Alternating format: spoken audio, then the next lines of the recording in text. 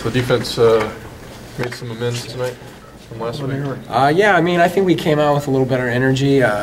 We came out a little focused. Last week we were kind of, a little lethargic, a little lackadaisical to start off. So we just wanted to start fast and, have some energy. I mean, we weren't perfect by any stretch, but, I think we got better today. Being as you last spring as a Bull, what's it like for you out here? I mean, it's bittersweet.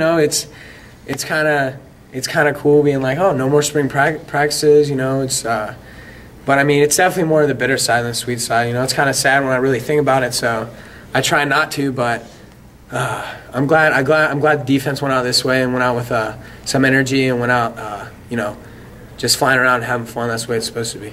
What was the week like for you guys after the last scrimmage? What's that? What was the week like for you guys after the last scrimmage with all the points scored? I think it was just we came out flat. It was the first time we kind of been around with the crowd out there. People maybe kind of their heads weren't in the right spot and they were thinking about this, thinking about that, and not focused on the game and focused on what we're supposed to do. And I think today we kind of just come out here. We tried to start off with get right, just having fun, just just run around, loving one another, having fun. And I think it showed a little better results opposed to last week.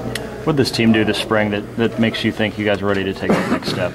I think the culture's changed around here. I think, it's not so much about me and I and, what I'm going to do and, how am I going to play. It's more about the team. It's more about loving one another and trusting one another and coming together and, just building this team to what it should be. We always have the talent. We just got to, focus on the small things, detail-oriented, come together as a team. I think we got a good shot to be pretty good.